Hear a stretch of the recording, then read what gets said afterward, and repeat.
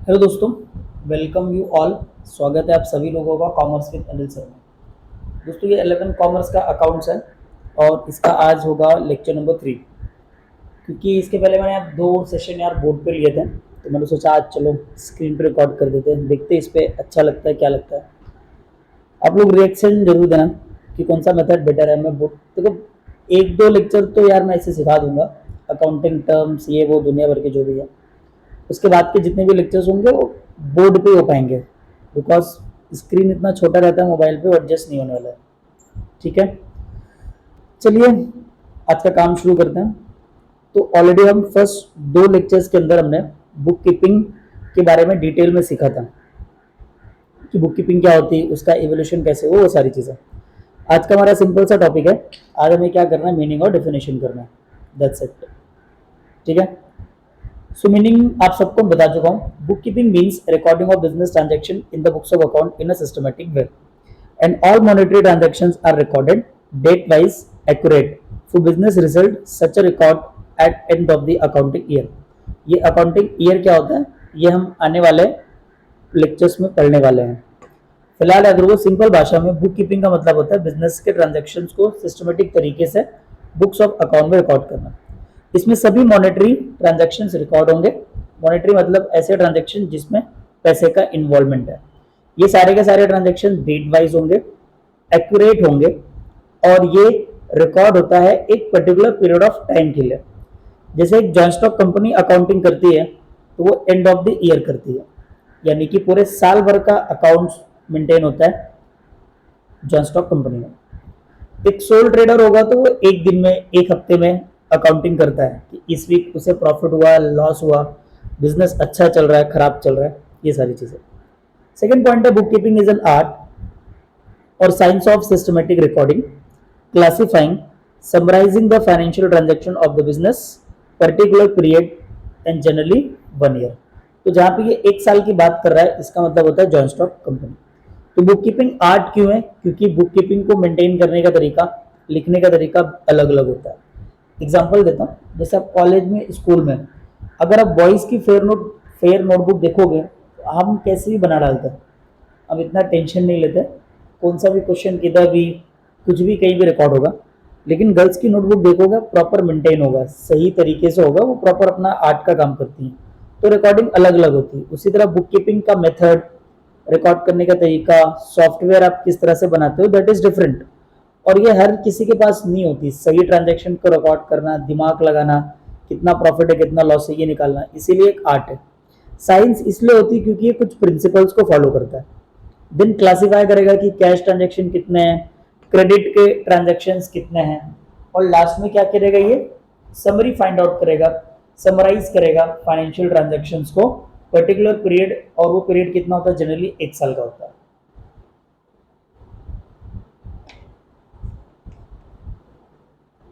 आगे जाते हैं हम लोग और अब बात करते हैं डेफिनेशन ऑफ बुक कीपिंग का। देखो, दो, पहला वाला आपको नहीं करना है, आपको ये सेकंड वाला जे आर बाटली बॉय और लास्ट वाला जो है आपका आर एन कार्टर, ये दो ही डेफिनेशन करना है।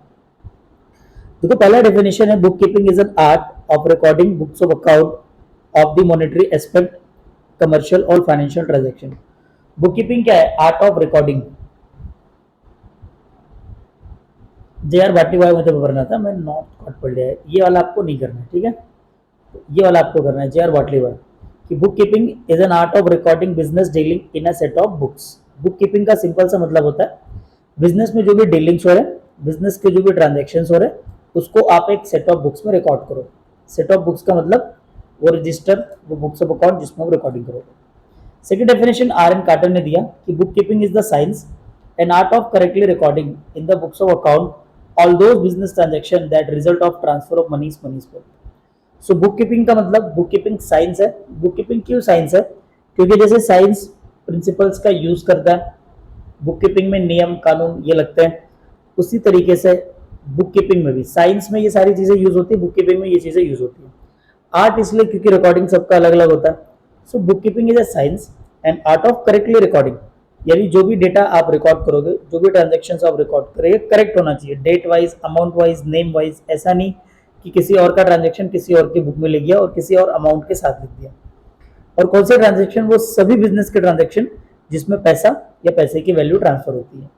सो दो डेफिनेशन आपको करना है। पहला जे.आर. बाटलीबाय का कि bookkeeping is an art of recording business transaction in a set of books. दूसरा, bookkeeping is the science and art of correctly recording in the books of account all those business transaction that result in transfer of money and money's worth. Okay, आगे बढ़ते हैं हम लोग।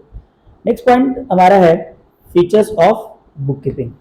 ठीक है, book keeping की features यानी कि विशेषताएं क्या होती है। पहला, it is a method of recording day to day business transaction.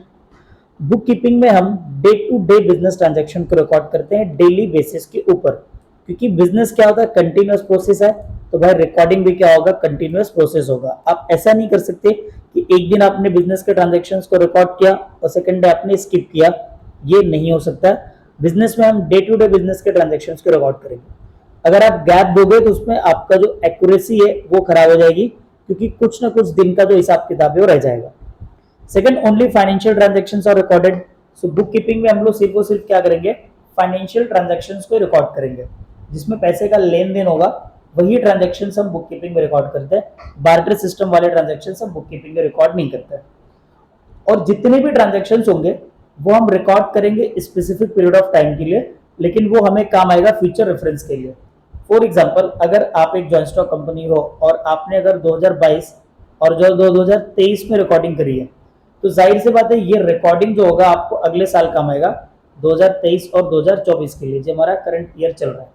ठीक है, यहाँ पे आपको ये हेल्प करेगा। यानी कि बुक कीपिंग क्या होगी, एक पर्टिकुलर पीरियड के लिए रिकॉर्ड होती है और वो फ्यूचर रेफरेंस के लिए काम आती है। तो आपने जो पुरानी रिकॉर्डिंग की होगी उसके बेसिस पे आपको पता चलेगा प्रीवियस ईयर प्रॉफिट कितना था, लॉस कितना था, इनकम कितना था, एक्सपेंडिचर कितना था। उसके बेसिस पे आप फ्यूचर की प्लानिंग कर सकते हो। जैसे आपका 10th का मार्क्स बताएगा कि आप 11th को कैसे प्लान करते हो। हालांकि आप लोग प्लान करोगे नहीं, लेकिन करना चाहिए, बहुत अच्छी चीज होती है। आपको हमेशा कोशिश करना चाहिए आपका जो पुराना रिकॉर्ड है वो कहीं ना कहीं टूट जाए और आप नए रिकॉर्ड्स बनाओ नए हिसाब से। तो all transaction prepare for specific period, और इसको हम फ्यूचर में यूज करेंगे। And records of transaction are based on rules and regulation. यानी जो रिकॉर्डिंग करते हो, अगर आप double entry book keeping system से करोगे रिकॉर्डिंग, तो उसमें rules and regulation definitely follow होता है, क्योंकि double entry book keeping system क्या होती है, साइंटिफिकली होती है। और दूसरा, उसमें प्रिंसिपल यूज होंगे, उसमें रूल्स और रेगुलेशन यूज होंगे। लास्ट पॉइंट क्या है, it is an art of recording business transactions scientifically. तो बुक कीपिंग क्या है, बिजनेस ट्रांजेक्शन्स को रिकॉर्ड करने का आर्ट है, वो भी साइंटिफिकली। यानी कि जितने भी ट्रांजेक्शन्स हम रिकॉर्ड करेंगे साइंटिफिक तरीके से रिकॉर्ड करेंगे। नेक्स्ट पॉइंट आता है आपका objectives of book keeping. Book keeping का उद्देश्य क्या होता है। तो बुक कीपिंग का मेन उद्देश्य होता है कि ये आपको एक्यूरेट, पहले पढ़ लेते हैं हम। The main objective of bookkeeping is to keep complete correct record of the financial transaction in a systematic, orderly और logical manner. So book keeping का मेन उद्देश्य होगा हमें कंप्लीट जानकारी देना या कंप्लीट रिकॉर्ड करना। बिजनेस का जो भी ट्रांजेक्शन होगा आपको कंप्लीट रिकॉर्ड करना है, एक्यूरेट मैनर में रिकॉर्ड करना है, सिस्टमेटिक, ऑर्डरली और लॉजिकल वे में आपको रिकॉर्ड करना है। कंप्लीट का मतलब हो गया कि एक दिन में आपके जितने भी ट्रांजेक्शन हुए सारे रिकॉर्ड होने चाहिए। एक्यूरेट का मतलब होता है नेम वाइज, डेट वाइज और अमाउंट वाइज आपको कोई मिस्टेक नहीं करनी है। सिस्टमेटिक का मतलब होता है आपको एक प्रॉपर सिस्टम से रिकॉर्डिंग करना है। ऐसा नहीं कि एक ही पेज में तुमने सारी खिचड़ी पका रखी है और तुम्ही को समझ में नहीं आ रहा है कि तुमने क्या बचा रखा है वहां। एक प्रॉपर ऑर्डर में होना चाहिए, एक प्रॉपर सीक्वेंस में अकाउंटिंग होनी चाहिए, ताकि जब आप पढ़े तो आपको समझ में आए, जब कोई और बंदा पढ़े तो उसको भी समझ में आए। और लॉजिकल मैनर में होना चाहिए। और बिजनेस के जितने भी ट्रांजेक्शन्स है वो डेट वाइज और अकाउंट वाइज रिकॉर्ड होने चाहिए। एग्जाम्पल के तौर पर, जैसे आपने ये दो बुक बना दी, एक आपने बुक बना दी राम की और दूसरी सपोज आपने बुक बना दी रानी की। तो इन दोनों के बुक में जो भी ट्रांजेक्शन्स होंगे वो date wise, account wise. Account wise का मतलब होता है जो भी ट्रांजेक्शन्स रानी ने किया होगा, रानी ने जो भी खरीदा, सपोज 1 तारीख को, 3 तारीख को, 5 तारीख को, तो ये रानी की बुक में आनी चाहिए। राम ने सपोज 7 को खरीदा, 8 को खरीदा, 9 को खरीदा, तो ये राम के बुक में आना चाहिए। तो अकाउंट वाइज का मतलब होता है पर्सन वाइज, जिसका अकाउंट है भाई उसकी ही बुक में आपको रिकॉर्डिंग करनी है और डेट वाइज रिकॉर्डिंग करनी है। नेक्स्ट पॉइंट आता है आपका, ठीक है, that is bookkeeping serve as a permanent record of monetary transactions of an enterprise business and it can be produced as an evidence whenever and wherever required।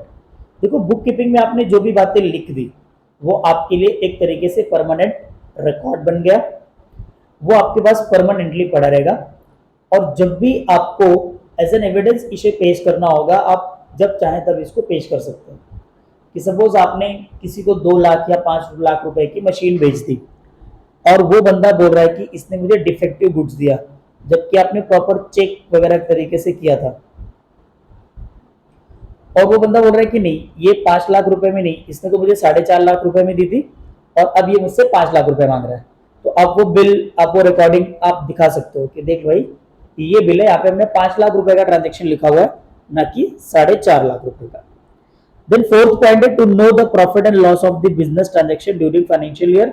ये तो main objective होता ही है, क्योंकि हर एक बिजनेसमैन क्यूरियसी रहती है ना, क्यूरियोसिटी कि भाई प्रॉफिट कितना हुआ, लॉस कितना हुआ, तो ये जानना बहुत जरूरी रहता है।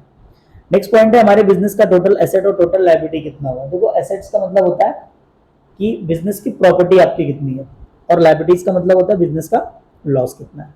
तो ये सारी बातें हम बुक कीपिंग में रिकॉर्ड करते हैं और ये हमारा उद्देश्य होता है हम पता करें कि टोटल एसेट कितना, लायबिलिटी कितनी है। Then to know what businessman owes others, owes मतलब उधारी देना। तो अगर आपने बुक कीपिंग में सारे के सारे ट्रांजेक्शन लिखे, क्रेडिट वाले कैश वाले, तो आपको ये पता चलेगा एज ए बिजनेसमैन आपको अपने सप्लायर्स को कितना पैसा देना है और बाहर वालों से कितना आपको लेना है। लास्ट पॉइंट है businessman comes to know current year progress with the previous year and compare its financial result other business enterprise in a similar line. देखो अगर आप बुक कीपिंग मेंटेन करते हो तो उसका एक उद्देश्य ये भी होता है कि हम करंट ईयर की प्रोग्रेस को प्रीवियस ईयर की प्रोग्रेस के साथ मैच करते हैं कि भाई लास्ट ईयर हमारा बिजनेस का परफॉर्मेंस कितना है और इस साल हमारा बिजनेस का परफॉर्मेंस कितना है। इसके साथ ही आप ये जो कंपैरिजन है ना, पहले तो आप अपने ही साथ कर रहे हो कि हमारा लास्ट ईयर का प्रोग्रेस, करंट ईयर का प्रोग्रेस, और आप ऐसा भी कर सकते हो अगर दो बिजनेस सेम लाइन के हैं, यानी आपका बिजनेस और उनका बिजनेस सेम लाइन का है, तो उन्होंने किस तरीके से प्रोग्रेस की लास्ट ईयर और आपने किस तरीके से प्रोग्रेस की। फॉर एग्जांपल जैसे कि एक कंपनी आपकी टाटा है जो कि 4 व्हीलर बनाती है, दूसरी कंपनी महिंद्रा की, तो ये दोनों सिमिलर प्रोडक्ट बनाते हैं। तो कभी भी अगर महिंद्रा अपना बुक्स ऑफ अकाउंट बनाएगा तो वो टाटा का भी बुक्स ऑफ अकाउंट चेक करेगा कि यार इस साल टाटा ने कमाया सपोज 5 करोड़ रुपए और हमने कमाया सिर्फ और सिर्फ 4 करोड़ रुपए, तो हमें क्या कमी रहेगी। समझ आ गया? तो दोनों सिमिलर लाइन ऑफ प्रोडक्ट हो गए ना, तो इसलिए हम कंपेरिजन कर सकते हैं। ठीक है, अगला पॉइंट है आपका इंपॉर्टेंस ऑफ बुक कीपिंग, जो कि हम करने वाले हैं नेक्स्ट लेक्चर में। ठीक है, तो अगर आप नए हैं इस चैनल पे तो चैनल को आप सब्सक्राइब करना, लाइक करना और शेयर करना। आपको ये वाला मेथड ज्यादा बेटर लग रहा है या मैं बोर्ड पे सिखाऊं वो मेथड लग रहा है, जैसे रहेगा आप मुझे बताइएगा, क्योंकि अगला जो टॉपिक होगा वो हम सीधा सीधा बुक कीपिंग का इंपॉर्टेंस करेंगे और बुक कीपिंग की यूटिलिटी करेंगे। देन अकाउंटिंग का सिर्फ 1-2 पैराग्राफ में वो खत्म हो जाएगा। उसके बाद में आपको पढ़ाने वाला हूँ अकाउंटिंग टर्म्स, और एक बार जैसे ही मैंने अकाउंटिंग टर्म्स खत्म किया तो बोर्ड पे ही सिखाने वाला हूँ मैं, क्योंकि ये वाला मेथड फिर काम नहीं आएगा, क्योंकि मुझे सारे क्वेश्चन सॉल्व करके देने होंगे।